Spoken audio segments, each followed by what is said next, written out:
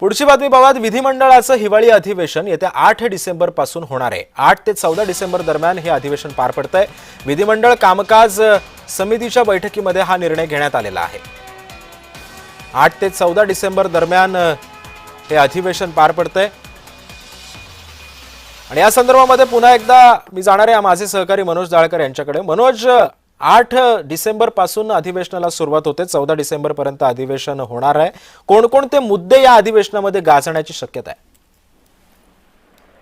आपण आज बैठकी बोलवण्यात आलेली होती आणि या बैठकीला मुख्यमंत्री देवेंद्र फडणवीस आणि उपमुख्यमंत्री अजित पवार आणि उपमुख्यमंत्री एकनाथ शिंदे देखील या ठिकाणी उपस्थित होते। आपण विधिमंडळ कामकाज समितीची ही बैठक बोलवण्यात आलेली होती आणि या बैठकीला आपण जो अधिवेशन होणार आहे त्याचा कालावधीचा समोर आलेला आहे। एका आठवड्याचा हा अधिवेशन असणार आहे। 8 ते 14 तारखेपर्यंत हे अधिवेशन असणार आणि या अधिवेशनामध्ये आपण महत्त्वाचे मुद्दे असू शकतात। त्यामध्ये पावसाळ्यामध्ये मोठ्या प्रमाणात शेतकऱ्यांचे नुकसान झालेलं आहे, तो आपण मुद्दा असेल। तसेच आपण ज्या प्रकारे जे निवडणूक आयोग जे कशा प्रकारे वागतो तो असेल, दुबार मतदार असेल, अनेक प्रश्न आहेत त्या संदर्भात या बैठकीमध्ये देखील आपण विरोधक आवाज उचलू शकतात। पण आपण हा आठवडा जो अधिवेशनाचा आहे तो एका आठवड्याचा आहे आणि त्या एका आठवड्यामध्ये विरोधक कशा प्रकारे सत्ताधाऱ्यांवरती आपण उत्तर देतात हे देखील पाहणं आणि सत्ताधारी कशा प्रकारे त्यांना सामोरे जातात आणि त्यांना उत्तर देतात हे देखील पाहणं महत्त्वाचं आहे। कारण की एक आठवड्याचं हे नागपूरचं अधिवेशन आहे,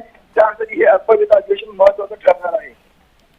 कारण की आपण या ठिकाणी स्थानिक स्वराज्य संस्थांच्या निवडणुका देखील आता लागणार आहेत, त्यामध्ये कोणकोणत्या मोठ्या घोषणा या ठिकाणी नक्कीच मनोज, त्यामुळे हे अधिवेशन नेमकं आता कसं गाजतं आणि कोणत्या मुद्द्यांवरून गाजतं हे सुद्धा पाहणं तितकंच महत्त्वाचं ठरणार आहे। धन्यवाद तुम्ही दिलेल्या अधिक माहितीबद्दल।